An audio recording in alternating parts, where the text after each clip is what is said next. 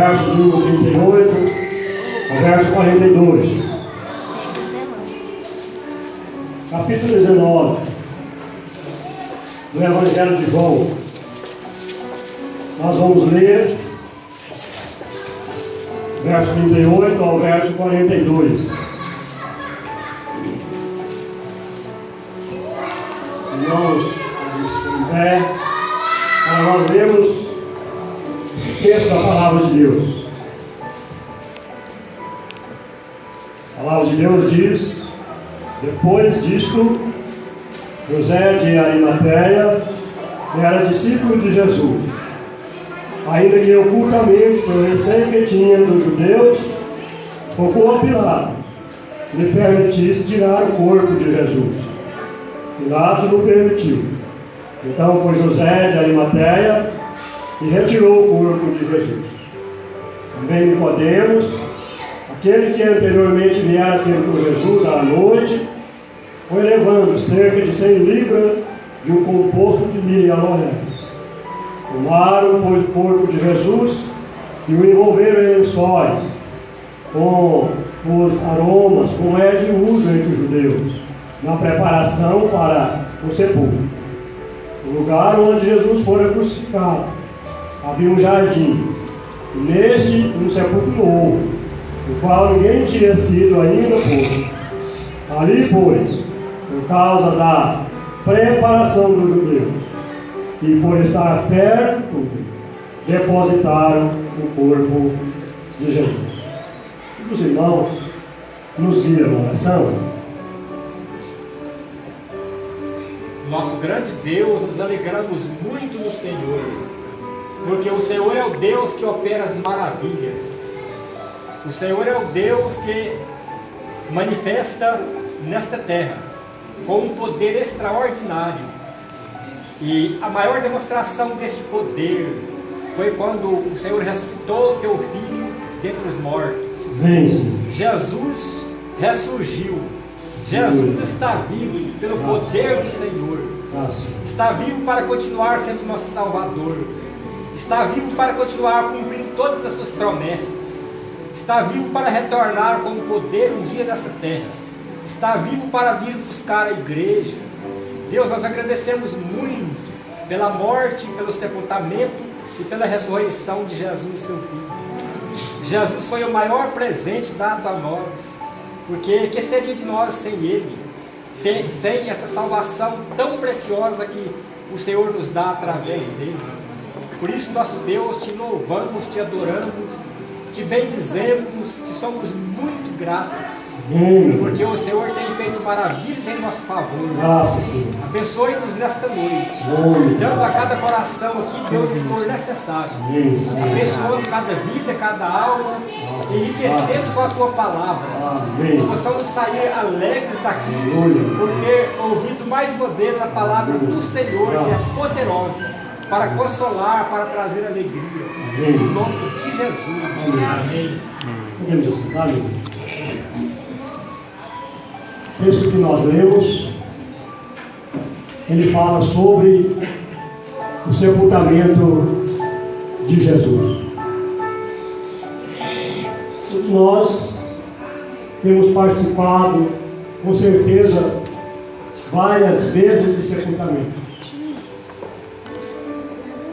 A hora do sepultamento é a hora que nós deixamos só o sepultado. É a hora que viramos as costas, todos viram as costas. E lá, deixa ele. Existem sepultamentos mais tristes e outros menos tristes. Uma pessoa que adoece, fica muito tempo doente, quando ela vem a falecer, os amigos, a família, já está mais ou menos internado, está mais ou menos preparado para aquilo, menos triste.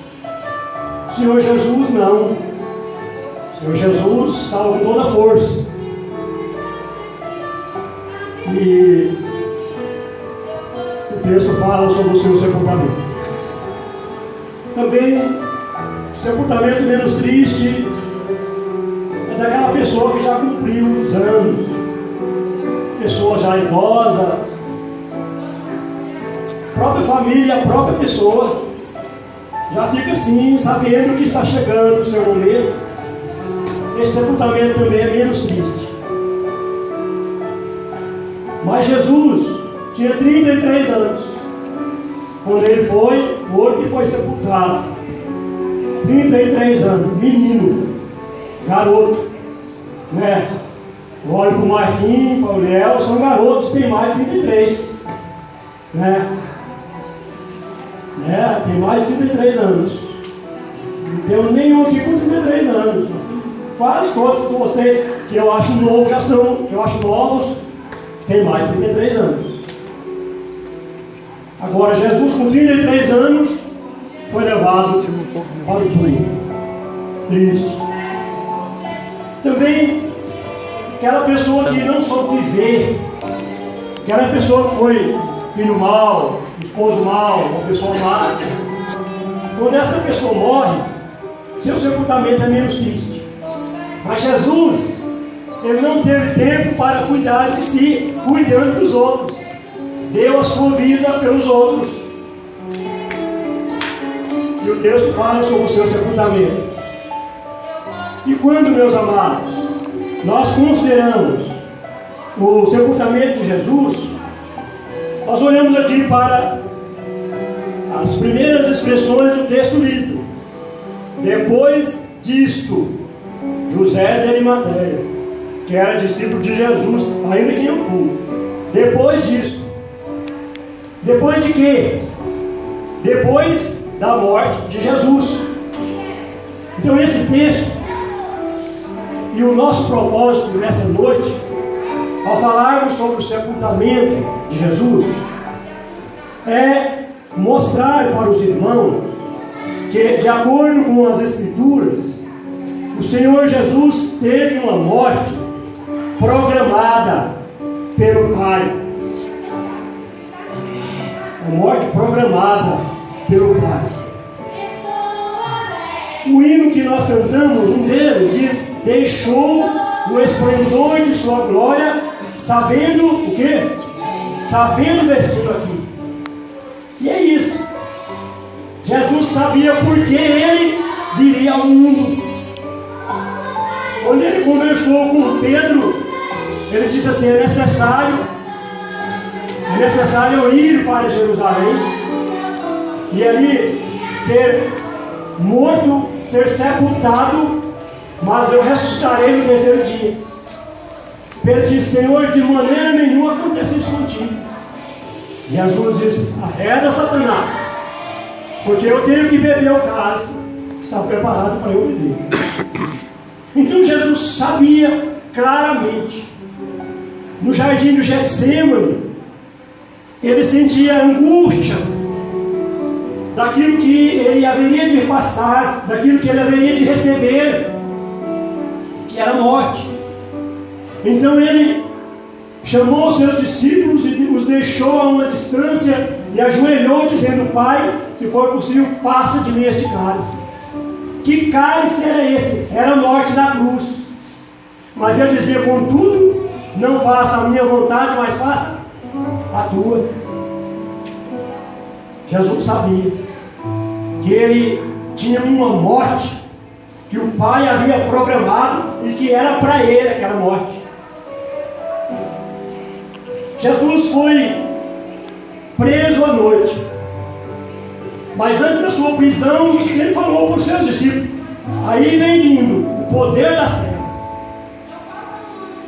E de repente chegou os soldados, Judas era um líder deles, chegaram com lanternas para achar Jesus com os seus discípulos naquele jardim.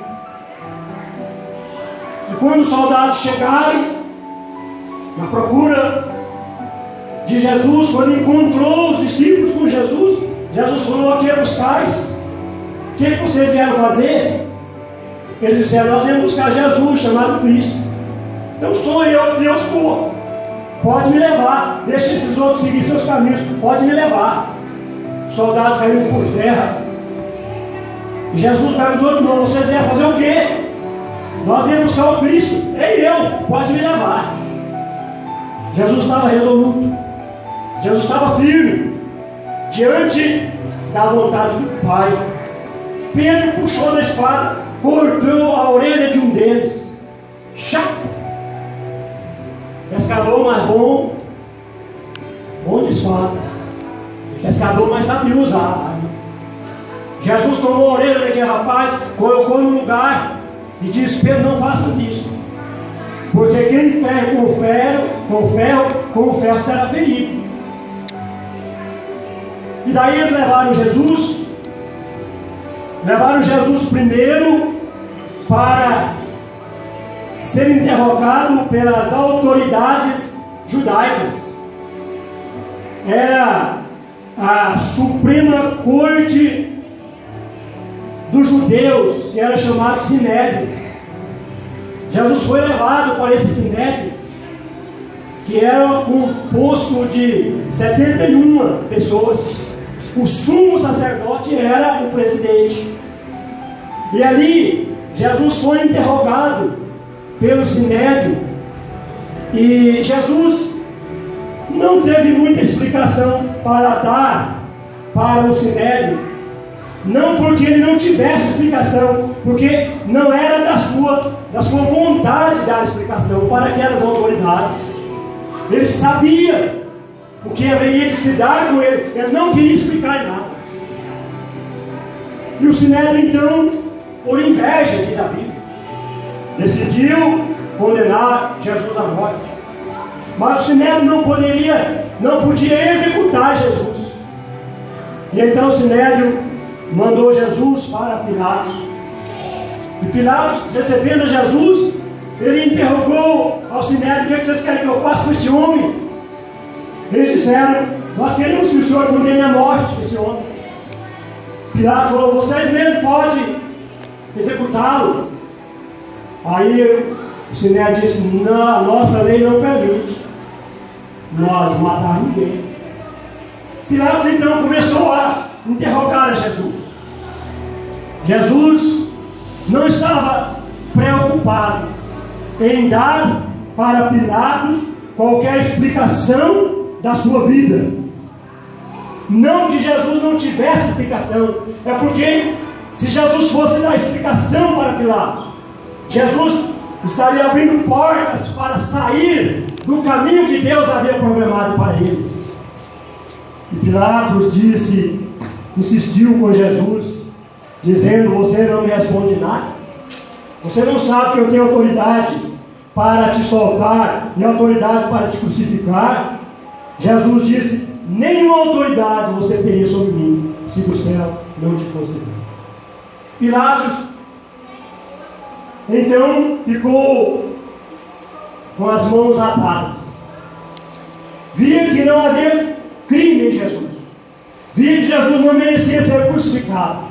Mas, para ficar como sendo bom politicamente, para dar um aval para os judeus, ele estava precisando, estava sendo forçado a crucificar Jesus. Pilatos mandou Jesus para Herodes. Herodes era o rei, para ter o parecer do rei, para dividir a culpa com o rei. Diz a Bíblia que quando o rei viu Jesus, ele muito se alegrou. O rei muito se alegrou, porque ele já tinha ouvido falar de Jesus, e ele esperava que Jesus fizesse alguns sinais diante dele. E diz a Bíblia que Herodes interrogou Jesus de muitas formas, mas Jesus não lhe deu resposta. Jesus era um interrogado diferente.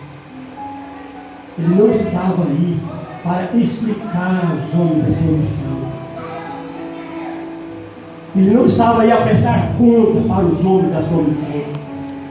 Sua preocupação era fazer a vontade de Deus, era agradar a Deus. E diz a Bíblia que Herodes ficou decepcionado com Jesus e devolveu Jesus para Pilatos. Pilatos então precisava decidir qualquer coisa. Foi lá numa bacia, lavou as mãos e disse para os judeus: eu estou livre desse sangue. Os judeus disseram: caia sobre nós, sobre nossos filhos, o sangue desse justo. E vai lá Pilatos, pegou Jesus para ser crucificado, mesmo sabendo que não havia em Jesus crime nenhum. Mas, meus amados, a morte de Jesus se deu a seu tempo, se deu na sua hora.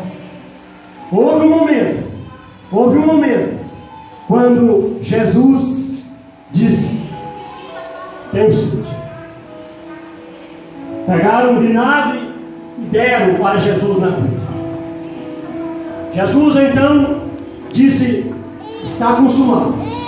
E disse: Pai, nas tuas mãos eu entrego o meu espírito. E ali Jesus viajou. E ali Jesus partiu. Na sua hora, da sua forma, predeterminado pelo Deus. Assim sendo, meus irmãos, não foram os homens que mataram Jesus. Os homens não tinham poder para matar Jesus. Jesus disse: eu tenho autoridade para dar a minha vida e para reassumir. Esta autoridade eu recebi do meu Pai. Então, o nosso Senhor Jesus, Ele sofreu, Ele morreu. Sua morte foi uma morte muito sofrida, a morte de cruz. Era a morte mais sofrida dentre as mortes, dentre as torturas que haviam naquela época. Jesus experimentou essa morte e daí foi sepultado. O sepultamento de Jesus não era como hoje, que pegava a pessoa e colocava na terra, cavava, coloca na terra. Naquelas épocas, usavam-se as cavernas como sepultura. Havia aquelas sepulturas nas cavernas naturais. Tinha algum buraco, entrava e colocava um morto ali. Mas havia outras sepulturas cavadas na própria rocha. Fazia da rocha um lugar para a sepultura. E a palavra de Deus declara que José de Arimateia tinha uma sepultura. Ele cavou na rocha a sua própria sepultura. De acordo com os estudiosos, ela era semelhante a uma sala, um quarto, cavado na rocha. Tinha 3,30 metros por 4 metros e 2,30 de altura. Ali então, quando Jesus morreu, José de Arimateia era um discípulo oculto. Vocês sabem o que é um discípulo oculto? Quem sabe, levanta a mão. É aquele discípulo que nem o vizinho sabe que ele é discípulo. Mateus 10, 33. A palavra de Deus declara: mas qualquer que me quiser o quê? Negar diante dos homens, eu negarei também diante de meu Pai que está no céu. O discípulo oculto está correndo risco. Na hora que nós damos o nosso coração para Jesus, as pessoas precisam saber que nós somos dele, que nós temos um compromisso com ele e que nós servimos a ele. Jesus, ele não se envergonhou de mim, ele não se envergonhou de você, e nós não podemos envergonhar dele. No Evangelho de Marcos, capítulo 8, está escrito: qualquer que nessa geração adulta e pecadora se envergonhar de mim, das minhas palavras, eu me envergonharei dele quando vier na glória do meu Pai. Assim sendo, nós não podemos nos envergonhar de Jesus. Nós não devemos ser discípulos ocultos. Se até aqui você tem sido destes, toma uma medida diferente de ser testemunha de Jesus por onde você for, com a sua vida, com as suas palavras, com as suas decisões, com as suas ações. E nós vimos que Pilatos ou melhor aqui, José de Arimateia, ele era um discípulo oculto, porque ele tinha medo dos judeus. Tinha medo dos judeus. E em Mateus 10, 28, diz o quê? Não temais os que matam o corpo e não podem matar a alma. Temei antes aquele que pode fazer perecer no inferno a alma e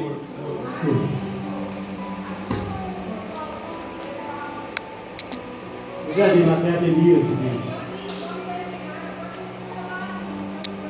E nós não podemos temer.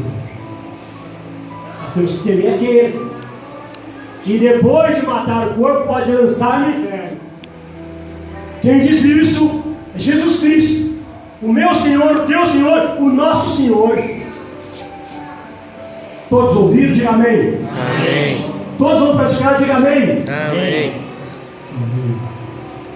É tempo, meus irmãos, de estarmos determinados para Jesus, de estarmos determinados na nossa fé. É tempo de deixar de ser frouxos na vida com Deus. Mas é interessante observar que José de Arimateia, ele, mesmo sendo um homem que não confessava Jesus por ter medo dos judeus, na hora certa, no momento certo, ele se manifestou. Jesus estava lá na cruz. Precisava tirar Jesus da cruz com rapidez, porque Jesus deve ter morrido ali depois das 15 horas, e até às 6 horas tinha que tirar Jesus da cruz, porque às 6 horas ou 18, ao pôr do sol, começava o grande dia para os judeus, era a Páscoa. A partir daquele momento, nada mais os judeus fariam. O tempo era curto para tirar Jesus da cruz e sepultar Jesus. Foi um sepultamento rápido. E José de Arimateia, ele tinha estrutura política, moral, social para falar com o Pilatos. João, Pedro eram pequenos, eram pescadores, eram homens simples. Eles teriam que marcar um horário, um momento, achar um intercessor para que eles pudessem chegar a Pilatos. José de Arimateia não. Certamente ele foi lá onde Pilatos estava. Ô meu amigão, me libera aí o corpo daquele lá. O corpo de Jesus me libera para mim. Ele já morreu mesmo, libera. Pilatos falou, mas não deu prazo de ele morrer. Já está morto. E aí Pilatos liberou o corpo para José de Arimateia. José de Arimateia então cedeu seu túmulo, um túmulo novo, cavado na rocha. Era o seu túmulo. Será que José de Arimateia era novo? Era não. Gente novo não pensa que vai morrer não. Gente novo não prepara a sepultura para morrer não. Eu fico pensando que José de Arimateia já era um camarada, mais um sacentão assim, mais um sacentão. Ele já estava vendo outros morrer e ele pensou, vai chegar o meu dia, então eu vou fazer aqui a minha sepultura, é aqui que eu vou ficar. Era um jardim, ali fizeram a sepultura para José de Arimateia. Mas quando Jesus morreu, José de Arimateia, que era um discípulo de Jesus, mesmo oculto, cedeu para Jesus aquilo que Jesus mais precisava, aquilo que ele fez com carinho para si próprio. E esta lição nós precisamos aprender, meus irmãos. O nosso Jesus, ele deu o seu melhor para nós e ele quer também o nosso melhor. Isso, amém de novo? Amém. Ele quer o nosso melhor. Não é prejuízo para o cristão dar o seu melhor para Jesus. Não é prejuízo. O homem de Deus não precisa economizar de Deus. Quanto mais o homem de Deus libera para Deus, mais Deus libera para o homem de Deus liberar. Quanto mais nós somos úteis a Deus, mais Deus favorece para nós sermos mais úteis a Ele. Ele é o dono de tudo. Ele está sobre tudo, Ele governa sobre tudo. E então José de Arimateia cedeu a sua sepultura. Era o que Jesus precisava. Sepultura nova, cavada no jardim. E também Nicodemos. Nicodemos também era um discípulo oculto. Primeira vez que a Bíblia fala sobre Nicodemos é no Evangelho de João, capítulo 3, verso 1. Ele veio ter com Jesus e disse: olha, eu sei que o Senhor é um mestre e que o Senhor veio de Deus, porque ninguém pode fazer os sinais que tu faz se Deus não estiver com ele. Jesus falou: Nicodemos, é necessário você nascer de novo. Nicodemos falou: como? Vou voltar ao ventre de minha mãe e nascer a segunda vez? Jesus falou: quem é nascido da carne é carne, quem é nascido do Espírito é Espírito. Não te admira, é preciso você nascer de novo. A Bíblia não declara que decisão Nicodemos tomou. Um pouco depois, Nicodemos foi mandado com os soldados para prender Jesus, e veio sem Jesus, e as autoridades disseram: por que vocês não trouxeram ele? Será que vocês também tornaram discípulo dele? Nicodemos falou: olha, nós não podemos julgar alguém, condenar alguém sem primeiro ouvir. E agora Nicodemos manifesta aqui, fazendo o quê? Trazendo um composto de aloés e mirra. Os judeus usavam aquilo ali para tratar aquele que havia falecido. Era um composto caro. Alguns estudiosos dizem que aquilo chegava a 33 quilos, outros diziam 45 quilos. Era muita coisa que Nicodemos trouxe ali para usar, para preparar o corpo de Jesus para a sepultura. Colocou aquilo sobre o corpo de Jesus, envolvendo lençóis, sobre o corpo de Jesus, envolvendo lençóis, e aqui na cabeça, colocaram lenço sobre a cabeça de Jesus. Nicodemos então nos dá também uma lição: dá o melhor para Jesus, não nos poupar de Jesus, não é? E nós temos outra lição, a lição de não julgar ninguém. José de Arimateia oculto, Nicodemos oculto, mas na hora de Deus, no momento de Deus, eles se manifestaram e fizeram aquilo que os discípulos de Jesus, os discípulos que eram confessos de Jesus, eles não puderam fazer. Assim sendo, meus irmãos, o julgamento pertence a quem? A Deus. A Deus. Colocaram então o nosso Senhor Jesus na sepultura. Deixaram Jesus lá. Todos iam embora, porque teriam que comer a Páscoa, teriam que comemorar a Páscoa. O momento da celebração da Páscoa estava chegando. Ninguém mais tinha tempo de ficar ali na sepultura, e eu imagino não tinha também interesse. Mas nós vemos 3 tentativas dos homens para manter Jesus lá na sepultura. 3 delas. A primeira tentativa foi verificar se realmente Jesus estava morto. No Evangelho de João, no capítulo 19, 33 a 34, quando Pilatos pediu o corpo de Jesus, quando José de Arimateia pediu o corpo de Jesus a Pilatos, Pilatos mandou verificar se realmente Jesus tinha morrido. E quando viu que ele tinha morrido, um soldado lançou uma flecha e vazou o lado de Jesus, saiu sangue e pia. Jesus estava realmente morto. Daquela forma, eles tinham certeza que Jesus iria ficar lá dentro da sepultura e que Jesus não iria sair da sepultura. Jesus estava morto. Segunda tentativa de manter Jesus na sepultura foi que eles colocaram uma pedra grande na boca da sepultura, na porta da sepultura. e ainda selaram aquela porta. Com o que a Bíblia não fala. Argila, betume, não se sabe. Mas selaram aquela porta. Era para impedir que Jesus saísse dali caso ele ressuscitasse, porque ele havia dito, iria citar.